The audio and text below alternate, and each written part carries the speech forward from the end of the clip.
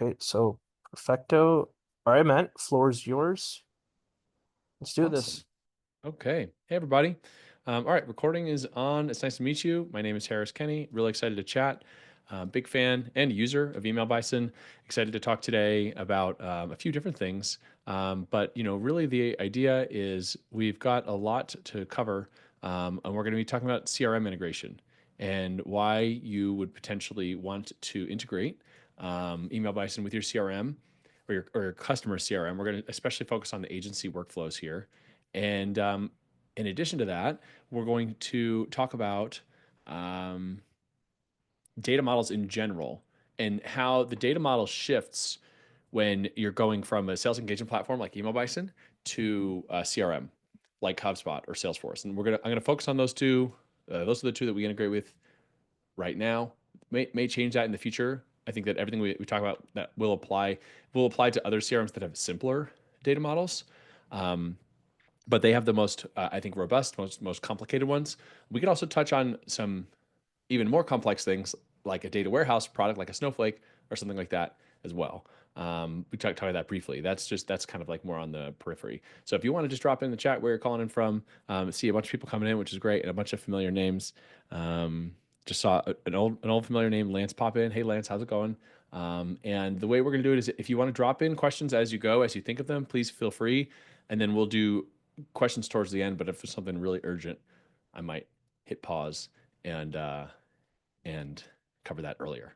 All right, so let me just pull up my screen and we'll work through it today. And Hassan, is there anything you want to mention at the top here before we get going? No, I think we're good. Okay. All right, let me get my screen going here.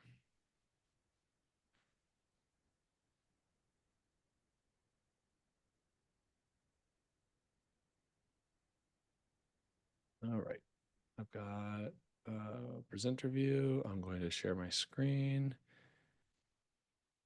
And let's see if it's going to let me do this. All right, can you see my screen? Yes, sir. Awesome. Okay. So we've got a deck here just to guide the conversation. So what we're going to do is we're going to start with just a thought exercise. I'm going to talk through just a brief recap of how we got here. Now, Bison users are power users, so that'll be really quick. I think everyone knows how we got here, but I will include a little kind of bonus section for Bison users in particular, because I think that this users of this platform are different than most of the market, and even different than most of the early adopters within the outbound market. So we'll talk about some things that are special for Bison there, because I do think it's different. And I think we got to acknowledge that in a good way. I think my experience working with Bison myself and then with our partners is that Bison users are power users. Okay, and then we'll talk about HubSpot and Salesforce, and then a bunch of Q&A. All right. So first, I just want to start with like a thought exercise, a prompt, if you will, which is I want you to just think to yourself how much a glass of water is worth. And the answer is that it depends on where you are, right? 350, Adam says. Well, maybe. I'm going to talk about the Fuenfría Spring. Daniel knows this is his stomping grounds in the Sierra de Guadarrama. Pardon me. Daniel could probably pronounce that better than me, but it's in Spain.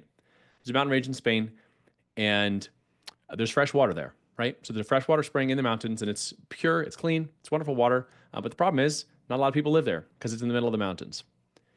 And so even though it's great, where we really want that water is we want that water in the city where the people live. And so in particular, this mountain spring could be feeding or delivering water to the city of Segovia, which is in Spain. And so what I want you to think about in terms of this thought exercise is that, the outbound platform that you're using, Email Bison in this case, is going to be like your sales engagement platform. So it's pure, it's wonderful, it's doing great things. But the problem is it's only part of where we want it. We really want that data to be inside of a larger system of record so that we can do things like cross-object reporting. We can do things like revenue attribution. We can do things like reconciling identity of leads in Bison to contacts and even up to the company or account level inside of a CRM. Because once we have that same thing, that same data, I sent an email to this contact, we have that same data in a different place, it's worth much, much more because there are many more things that we can do with it. And so at OutboundSync, we consider that we're building like an aqueduct, basically. Aqueduct of Segovia, it's a real thing. It was in use for like 2,000 years. The Romans built it. So if someone asks the last time you thought about the Roman Empire, that would be just now. It's actually really beautiful and it's a really cool historic site and just amazing engineering marvel. And they have done some restoration work over the years and you can still see it. It's a really cool thing. But the idea is that different things are worth different amounts depending on where they are. And so fundamentally, our belief at OutboundSync is that we believe in these point solutions. We believe in the role of a sales engagement platform like Email Bison.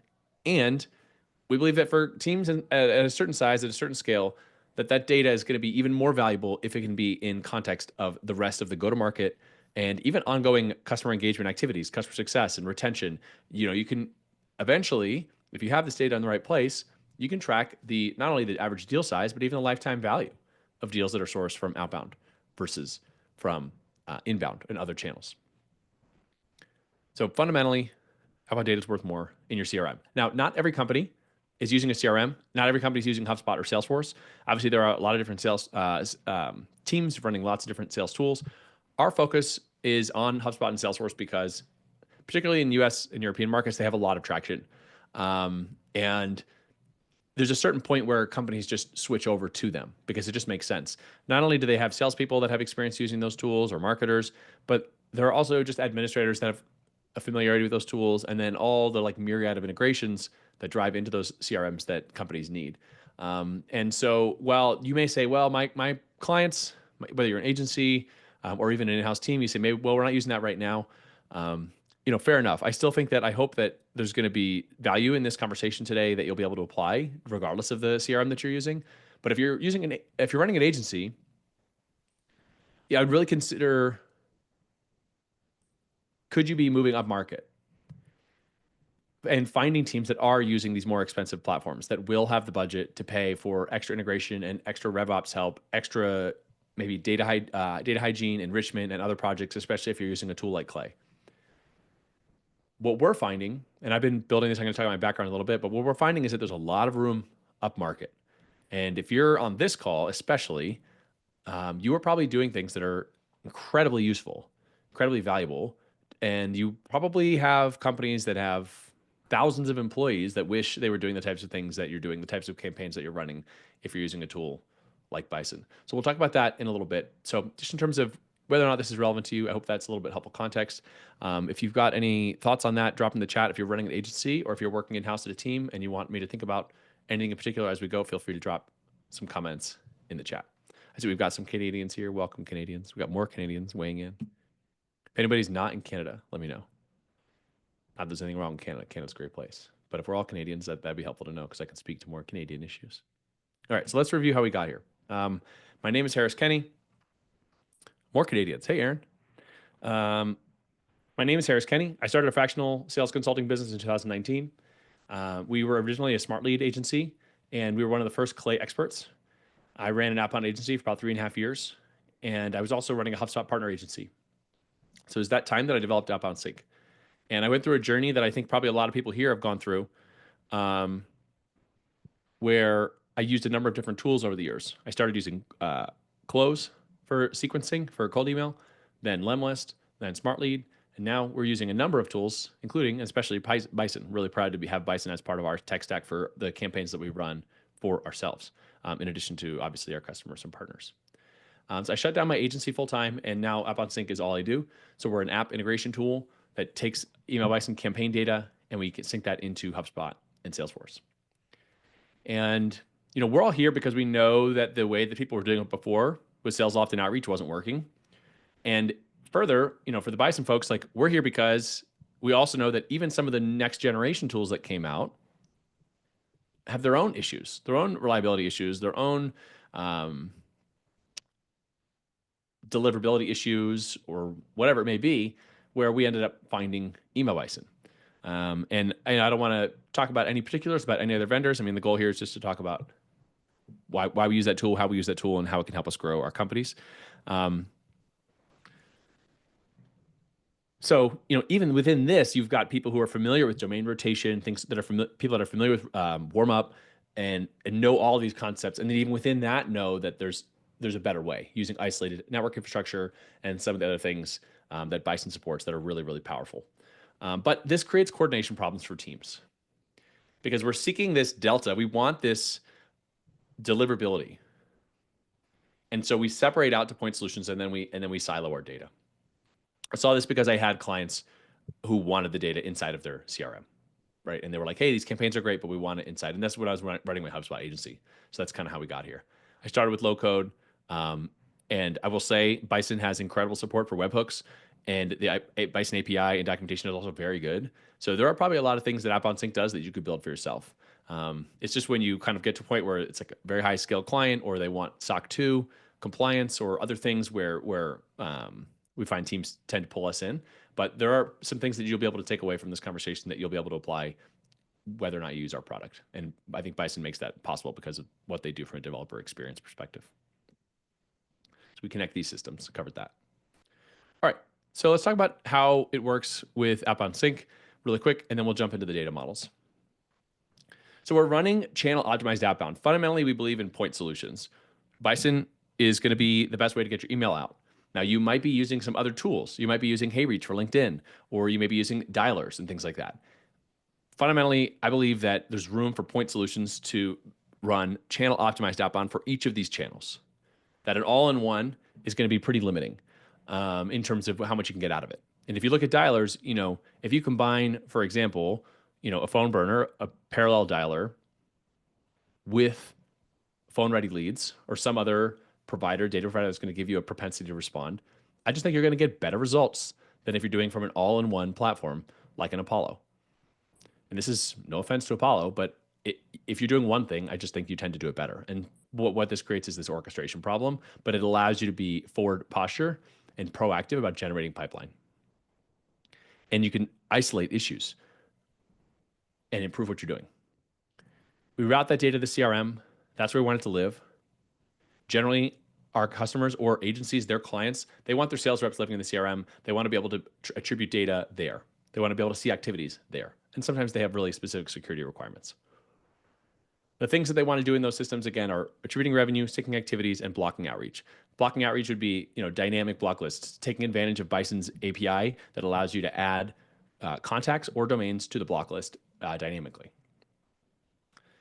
So I'm going to take a quick break there. I think that's a little bit of context about how we think about the problem, where we came from, how we started building for this, how we found Bison.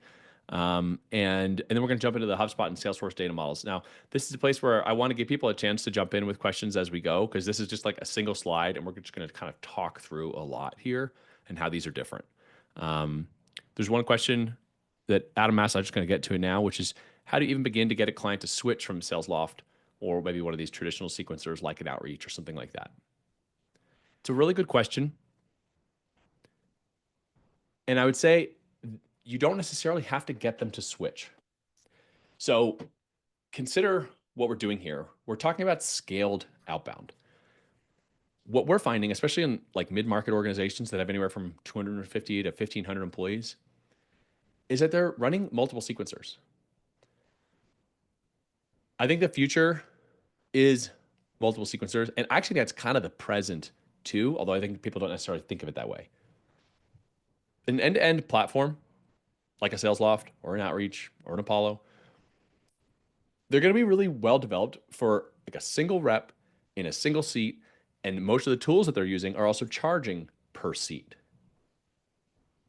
They have a single SalesLoft license. They have a single Salesforce license. They have a single ZoomInfo license, right? And that rep is maybe responsible for an end-to-end. They're doing a little bit of their own prospecting. They're doing a little bit of demos. They're doing a little bit of closing, or maybe it's an AE and they're getting a lot handed to them, but they're expected to maybe work their target accounts or their book of business. The way that we're seeing a lot of people using tools like Bison is kind of above that workflow in the funnel. It's more almost under marketing, but it's essentially an SDR function.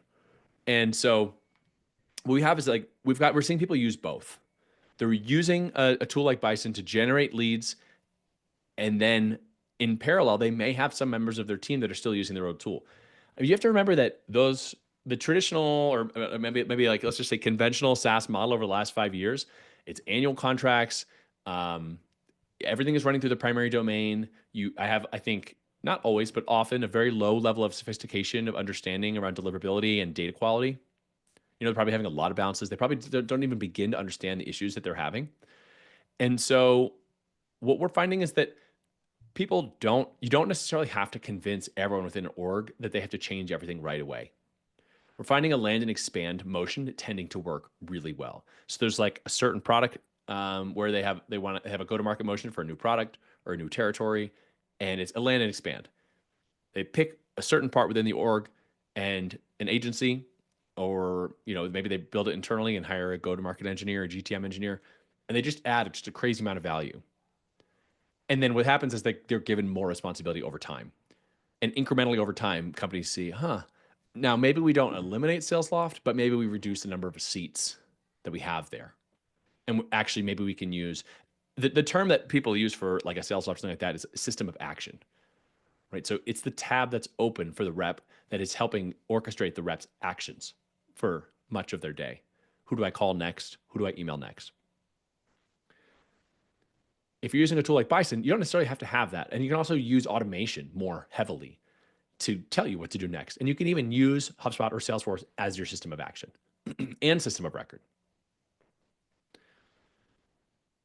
So I would say like it depends on the organization, but it's not always an either or. And for the bigger organizations, it's prove value and then expand and then show, hey, we can handle this use case too.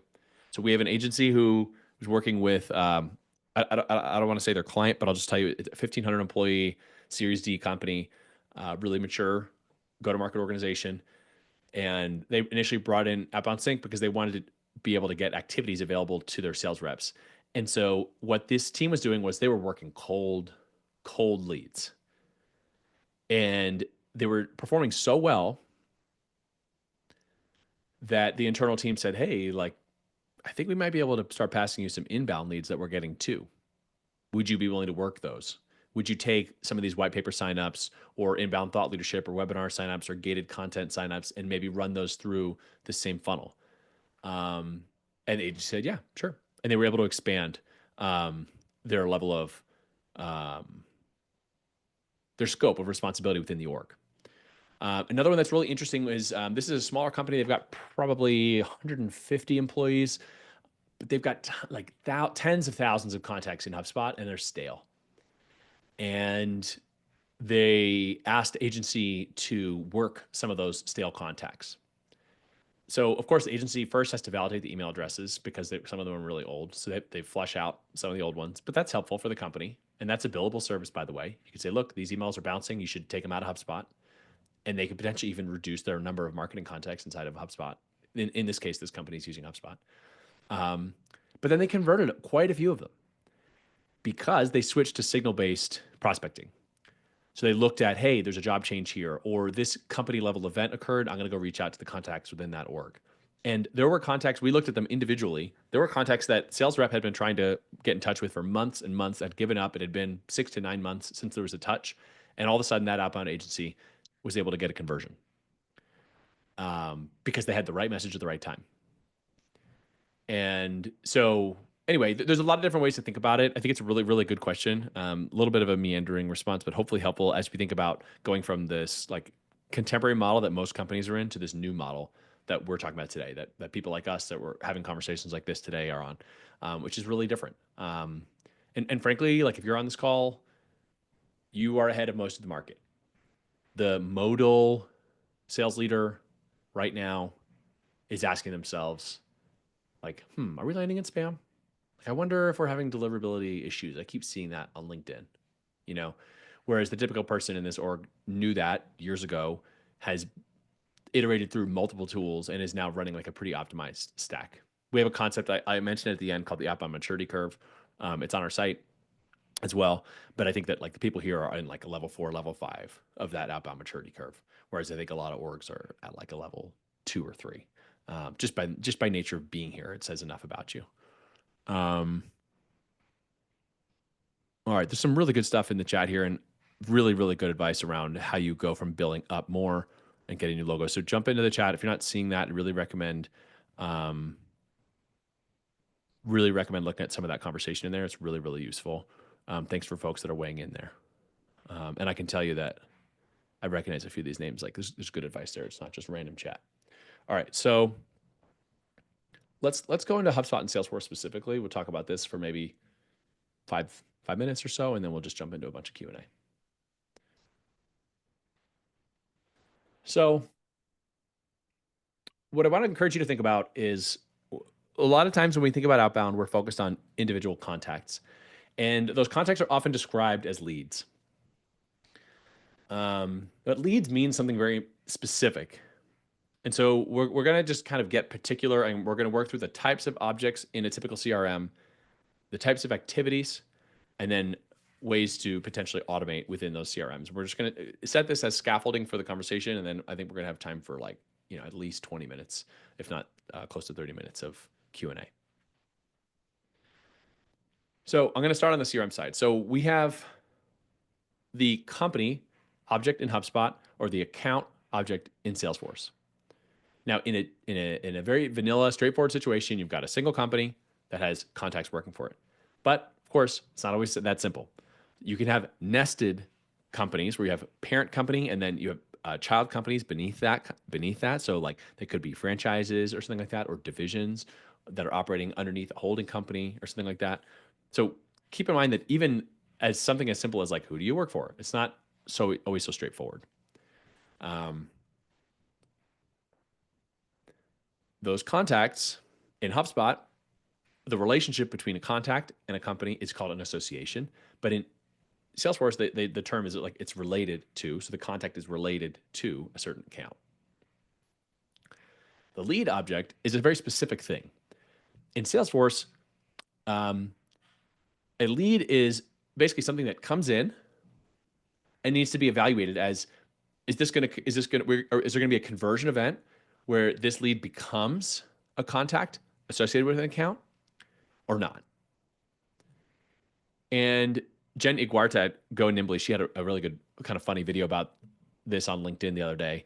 If you don't follow her, she talks about Clay, and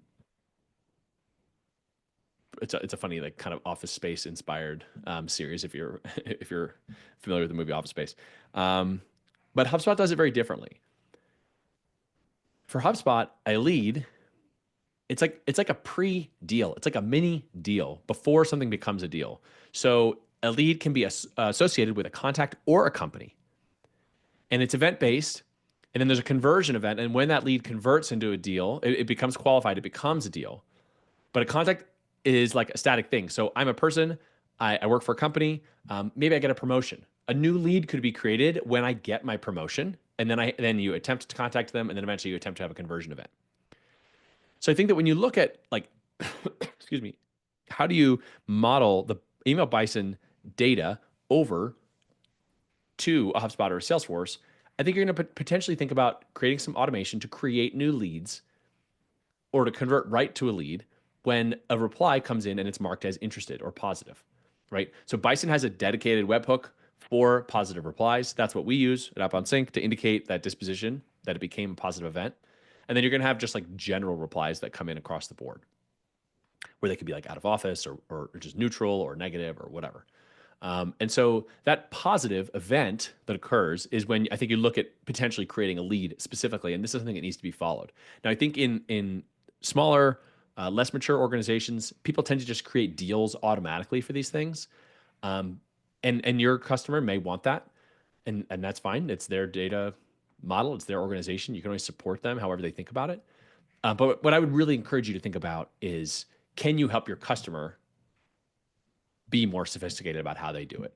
And can you help them run a better motion? Because the better they're handling and managing these, I don't want to use the word lead because it's like a kind of a loaded, it's a specific thing, but these new opportunities is the same way. All of these words now have meaning, so it's difficult to talk about it without getting caught in the weeds. But anyway, let's just say the better way, you're generating new logos for them. And the better they handle them and respond to them and follow up with them, and the better systems they can build to manage that pipeline, the more successful you're going to be. Just throwing a lead over the wall, hey, got a positive reply, here it is. You can do it, but I can just tell you, I've seen it happen. I've seen clients get frustrated, and it happened to me when I was running an agency. End projects early, even though the campaigns are working. And I want to really stress why companies and accounts are important, because you can track conversion that's outbound influence, but not directly straight line from outbound. And you can totally change the nature of the conversation with your customer. We have a case study with a company called OpenSend. They had generated, or they thought they generated through their agency, Outbound Buddy, 17 meetings in a single month. But when they went through and they looked at the associated companies and they looked at the conversion events, they discovered that actually they had booked 52 meetings in 1 month, which exceeded their goal of 50 by 2. When they looked at a multi-touch, like full funnel approach, Understory has talked about this as well. Alex Fine has posted some great videos about, because they run a paid ads practice. They want to be able to attribute conversion across other channels. They work with a lot of SaaS companies, so they have a lot of direct signups. They also have paid ads running. And they've found, and in general, we're finding like 2 to 3x pipeline lift that outbound teams are not getting credit for. So if you generate, like in the case of OpenSend, 17 meetings, but it was actually 52, that the outbound effort can be, that there was a touch associated with outbound. And when we drill down specifically and we ask, Understory has a video, he asked Portia, so Understory is an agency. They were running campaigns for one of their clients. One of their clients got an inbound lead from Portia, and they looked at the company record and they could see, oh, Understory emailed them yesterday. They converted today. Asked the people at Portia, how'd you find us? I said, oh, you emailed somebody from our team internally. They passed it to me on, internal chat. And then I just went to your site directly and signed up. I never replied. And like, those are the kind of wins that people are missing and they're not getting credit for. And that's causing churn. And it's also lowering retainers for agencies or for in-house teams. It's resulting in people getting fired because they're saying, look, this was a cool idea. We wanted to give it a shot, but it's not working. And so sales orgs, in my opinion, they don't have the ability to tell stories with data as effectively as marketing teams quite yet. And so our goal with OutboundSync is not to try to create something in the middle, a new tool. No, we just want to get it into the existing tools. We don't have a reporting infrastructure in our product. If you want to know how your sending is going, check Bison. If you want to know how the conversion happened after the effect, check the CRM. That's our sort of core philosophy. It's not trying to rebuild all these things that have already been built. And by getting it in that same system, getting it in HubSpot or Salesforce on par, you can be in those same dashboards that the other channels are in. And you can show leads that came from outbound. And you can put it on a chart next to leads that came from paid ads. All right, let's drill down a little bit more specifically and talk about activities and the types of activities. So I'm going to go a little bit out of order here. I just want to talk about email activities because that's really easy. Emails are emails, right? You can log them as emails using API, which we do. And then you can roll up activity level reporting on that. Where it gets a little tricky with Salesforce is that the email object can be used, and we support that. But actually, a lot of companies like to use the task object, and they'll log emails as tasks. And the reason why is that the task object in Salesforce is built out more, so it's easier to do reporting and automation off of tasks. HubSpot has something different called timeline events. And timeline events allow you to trigger workflows, and they can be used for lists and reports as well inside of HubSpot. Pretty powerful. And so if you want to be able to trigger real-time routing, creating call tasks, passing things off, to other tools, generating enrichment, for example, going back to Clay and getting phone numbers or things like that, that would be where timeline events can come in handy. You can also just use the built-in automation tools. Specifically in HubSpot, it's called workflows. In Salesforce, it's called flows.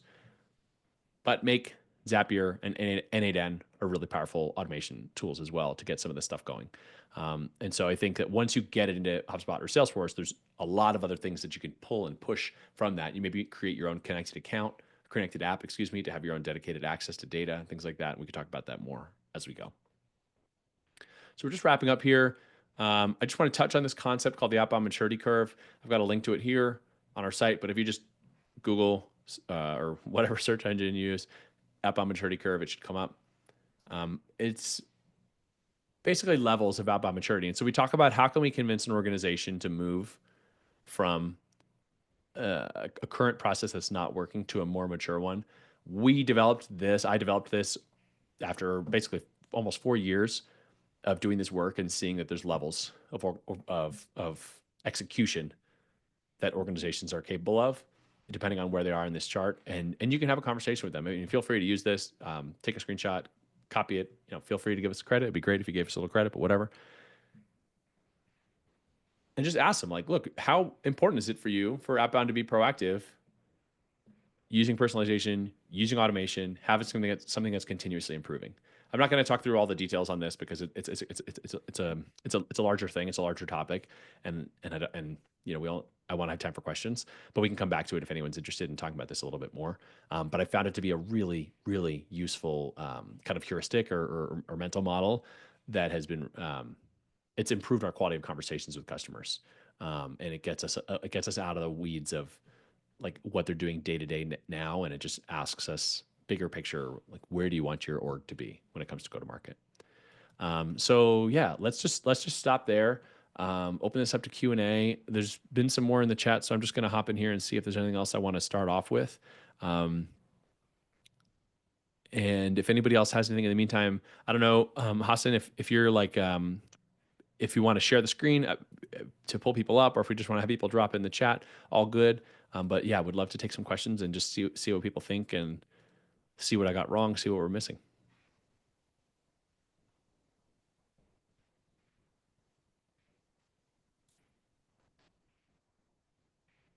All right, I'm not seeing any. Oops, I'm jumping around here by accident. I'm not seeing anybody unmuting or talking yet, so I'm just going to jump right into the chat.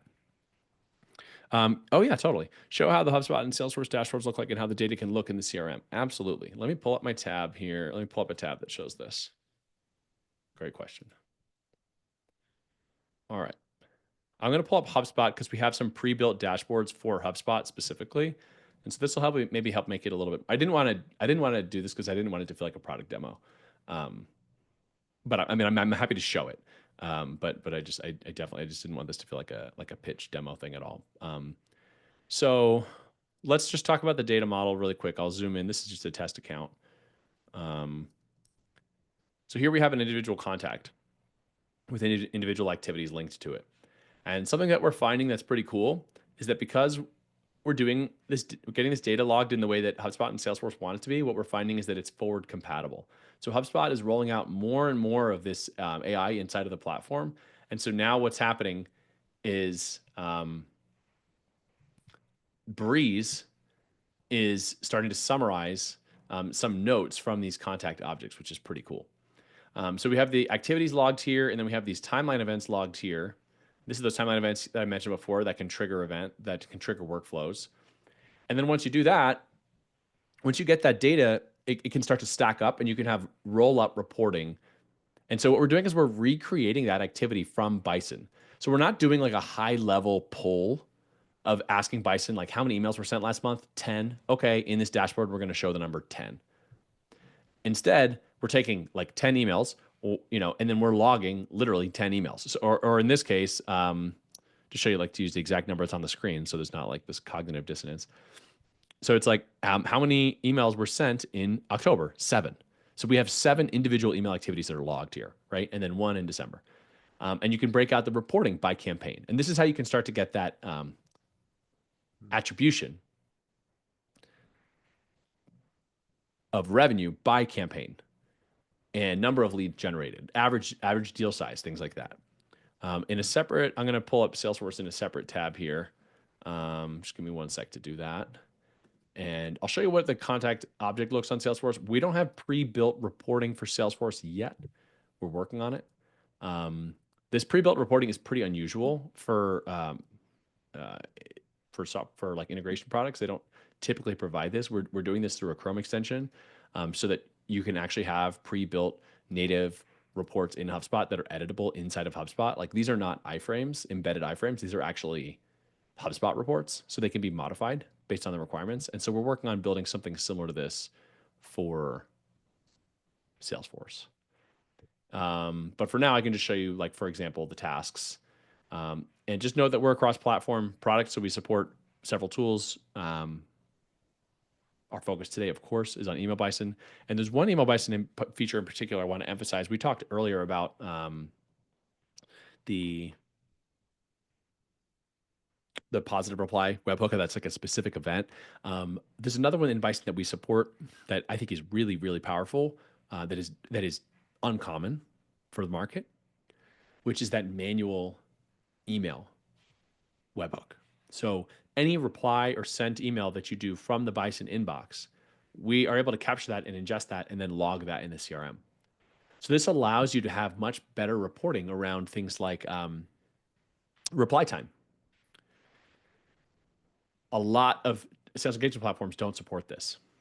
And so it's much harder to figure out your time to your speed to lead. Excuse me. Okay, let's see. Follow-up question. Looking at Salesforce is like looking at Dwarf Fortress for me. I don't totally understand the metaphor. Hopefully, it's nothing inappropriate. I do like dwarves. I do like Lord of the Rings. We just got to. I tell my 4-year-old Lord of the Rings at night. We call it Ring Story, and we just got through a pretty big part of the Helm's Deep battle. All right, so let's see. Good question from Gabriel is pricing. So generally, OutboundSync we charge per connected account. That's the value metric for if you have a CRM, we charge to connect that. If you're an agency, contact me. We have different pricing for agencies, and we basically offer more features for less because agencies take on a lot of work. And I've been there, like I've run it myself. I know how much work agencies are doing, and typically agencies' clients are also making a significant investment in their services. And so so let me know if you're doing that. Oh, okay. Oh my gosh, yes. Okay, so what Adam was talking about was the UI. So the funny thing is that what you're looking at here, this is actually Salesforce Lightning. So this is actually the new. I think they have like an even shinier version of this that I've seen some of our users are using that like cleans it up even more. But yeah, Salesforce is a really powerful system, but the UI it leaves some wanting. So that explains the dwarf reference. I totally agree. Yeah, so contact me on the pricing side. We're also working on some a different tier, like a new starter level tier that's like a much lower volume tier for teams that are getting started. That would be a lower price point. So yeah, just give me a holler if you're interested in that, and we can talk through that. And it looks like let's see. I'm just answering Gabriel's questions here. Yeah, and so there are definitely right now basically the question is like, hey, we're using another like an iPass solution that has pre-built integration, right, for CRMs. And I think it's possible that if you're using an iPass, it may work well enough for you. You may not need to use something like an OutboundSync. So I would say, like, let's get on a call and we can talk about it. Generally, we just go deeper when we have a custom app inside of HubSpot that's able to trigger a lot of different things, but it's not for everybody, right?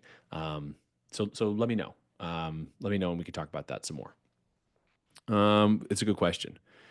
Okay, so if I'm an agency and my potential client is using HubSpot or Salesforce, what's the process to get this set up? Okay, so because we're using webhooks really heavily, we can have data syncing from Email Bison in under an hour and in real time. And then we have those pre-built in HubSpot. We have pre-built workflows and pre-built reports ahead of time, and that you can install these from a single package. So for example, this is a reply routing workflow. And there's another question about this in a second, so I'll tie it in. If every time I get a reply, I log that reply in HubSpot, I have the sent email logged in HubSpot, and then I get that positive disposition status update in Bison. So now what do I want to do now that I know that it's positive or interested? Well, what I want to do, because we're filtering for that, what I want to do is potentially like move the lifecycle stage to MQL or SQL. I could potentially create a new lead. So we save you a lot of time getting this set up with these pre-built packages. And I appreciate the comment that our dashboard seems more robust. Yeah, I mean, so Gabriel, just to answer that, I mean, this is all we do. We just try to get this data in HubSpot and Salesforce, right? I mean, that's our focus. I think that Bison's a really good partnership for us because Bison team is just obsessed with landing in the inbox, and our job is then getting it into the CRM. So it makes for multiple pieces in the stack, but I think if each one is really built for each job, it can work together really, really well.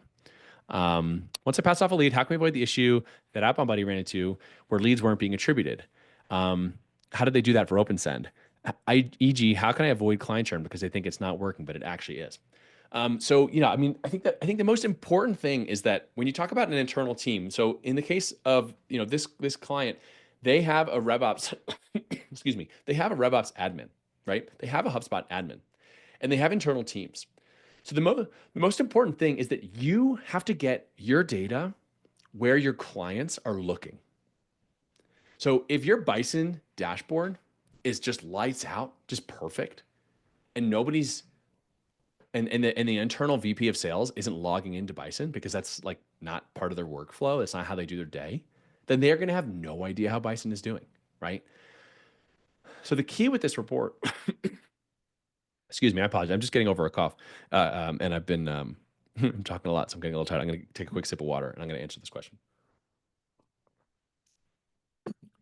So the cool thing about this dashboard is that it is a single unified dashboard, but you can break out one of these reports and you can move it, you can make a clone of it, and you can put it into the like GTM dashboard or like the overall sales dashboard. And they may have a single unified dashboard like I have for our organization that shows like our onboarding on one page. It shows our site traffic on one page. It shows how many new leads we've created, pipeline, deal value, everything in one place. And so that home dashboard is what I check. So I would say the best thing you can do to avoid that churn where you're creating value and it's being missed is getting that data in the place where they're going to check. Now, you can supplement that with additional things.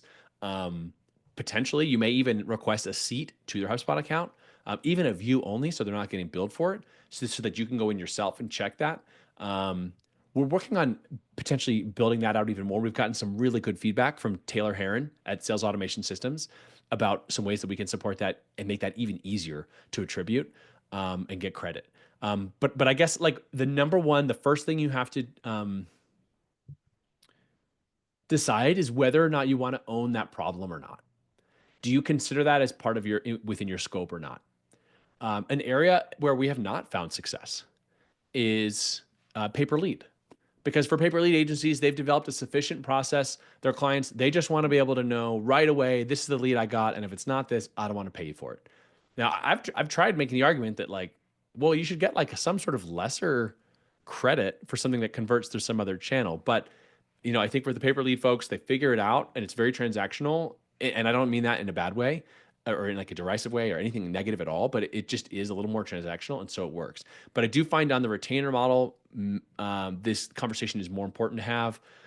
It gives you an opportunity to move into potentially different work streams too, where you're owning data, you're owning automation, and you're helping them be a little more strategic about how they do go to market. But you're also opening yourself up to having some more problems. And now there's some really, really good conversation on this. I'm going to jump into the chat. Give me 1 second just to read here while I take a sip of water.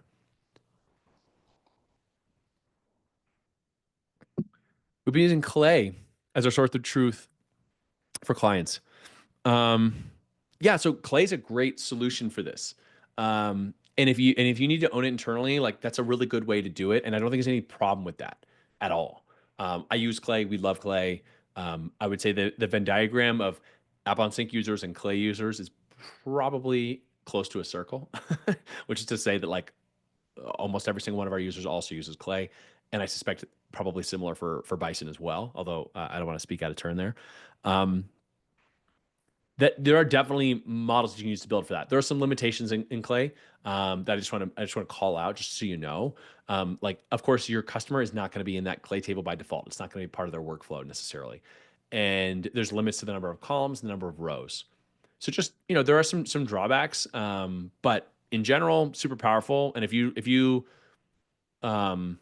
there are definitely some versions of what we're talking about today that you can build with Clay, and I would 100% encourage you to do that. Definitely.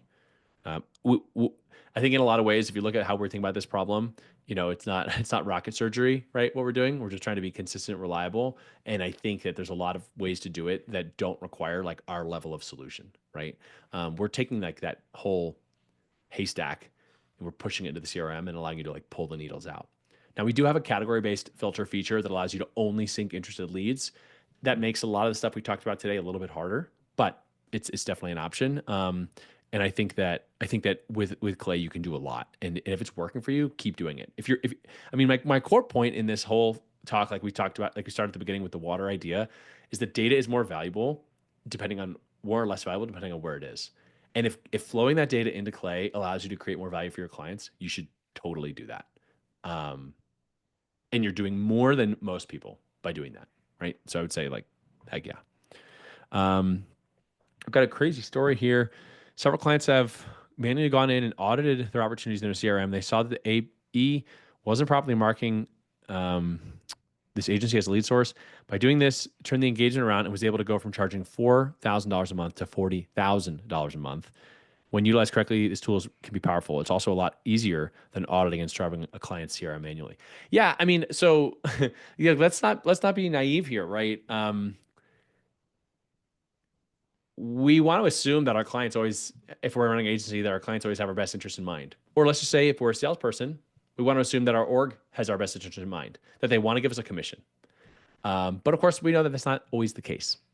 And so sometimes having an external third-party system storing and logging that, whether it's OutboundSync or Clay or something else, there can be a lot of utility in something like that. Because those things happen. These stories are real. I mean, Gabriel just shared a real example of something, an experience he's had that looks like, I mean, you talk about that change in that retainer. I mean, that changes your life. That changes your company. Being able to capture that kind of value. But if you're a salesperson, if you're running this process internally and you're seeing that, another department like marketing or whatever is taking credit and maybe you're getting paid differently, that's a thing. It's a real thing. He's talking about an example of a $750,000 deal that didn't get attributed back to them.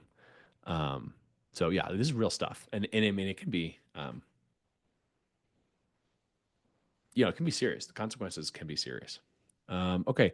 One additional question I have is about data-driven attribution. First touch, last touch, AI-driven, that goes deeper in the campaign level. For example, words used, CTA.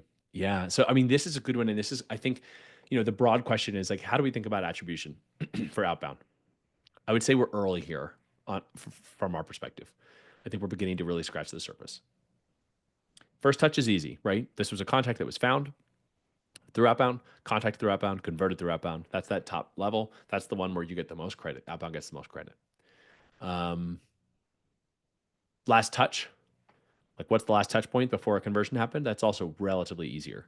But this in the middle, that multi-touch, or where you've got like multiple touch points and how do you allocate it, it can get a little complicated. And there's not really necessarily a straightforward answer on that. Our goal is to push as much over. And I think frankly, like most organizations, the fact that you could just tell from the questions and the way that the work that Gabriel's been doing, like it's ahead of most of the market. And so if you're asking about this, if you're on this webinar, you're wondering about these things, just know that you're ahead of most people, just in general. And this is kind of an evolving art and science. And I don't have a really straightforward answer. I do think that AI presents an interesting way to potentially answer that. I mean, at a basic level, you could just look at an activity blend of like, what are all the activities, excuse me, on the contact or on the company or on the account prior to a conversion event. This is where we start to get out of my area of expertise, just to be totally honest with you. But yeah. Yeah. Another comment here. Yeah. Salespeople consume our leads, but they love to blame our lead. Executives pay the bills. So we need these dashboards to demonstrate value. Yeah. I think that's like the most important thing, right? Is that for technical reasons, you can have an incredible stack and you can be using email bysync, you can be using Clay, and you can be landing in the inbox, you can be doing all these things right. But you have to have the people in the organization, first of all, see the results. And second of all, they need to see the results. And the question is like, compared to what, right? Like, what's my next best alternative? So our job is not to be always universally the best ever, right? It's just like we need to be better than the next thing, right? What was happening before we implemented this outbound motion?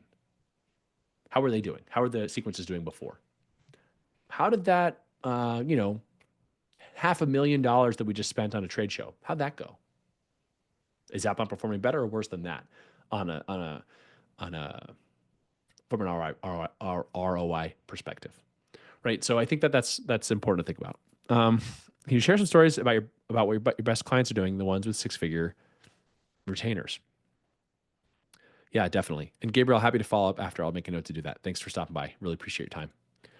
And yeah, folks, we do have a couple minutes left here. So if you have any questions, please make sure to drop them in so we can cover it. Okay.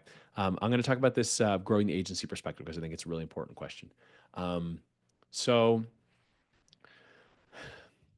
I think the biggest thing is systems. So the first area where I've seen agencies are able to answer the established credibility is that they can get infrastructure set up quickly. So like for example, we're a happy customer of Cheap Inboxes, and we work with Ben and his team to get that synced up with Bison. That's a great way to get inboxes spun up quickly. You can leverage Bison's warm up to get that going too. And then because you're using isolated infrastructure, um, I think it also changes a little bit of the math in terms of how quickly you can be sending versus some other tools out there. So can I get infrastructure up quickly? I think the next thing is how quickly can I ingest feedback from the customer into an onboarding process so I can develop copy that's good for them. And I think that's a combination of bringing offers to the table and ideas for offers to the table, and then adapting it for the client. And I think there's a lot of room to use AI there for sure. And I think the third one where people tend to fall short is just like inconsistency. Campaigns not getting out on time or campaigns getting stuck, and that's a process question. The people who I find are able to scale agencies to the 6 figures in monthly revenue, they are able to build a level within the organization, an execution level within the organization below the founder. That is the universally consistent variable or factor, is that the founder isn't doing everything. You can't get, I mean, maybe, but I think it's very hard. I have not seen any agency get to 6 figures in monthly retainers without having at least one layer below the founder who's able to execute, really get stuff done, and handle some of those things we were talking about. I was talking about earlier about onboarding and everything. Ultimately, results, right? I mean, retention is key. So if you can get results, you're going to retain those clients. And I think that's where some of the conversation we had earlier around attribution helps. So I think for yourself, you have to build the system, run the system, and then hire people to execute on parts of that system slowly and pull yourself up out of that so you can focus on delivery and then results across the team. How can we charge more? Great question. I mean, it's a complicated question. I think if you're in the services industry, which if you're running an agency, you are, the legend that I would just encourage you to look at is a guy named Alan Weiss.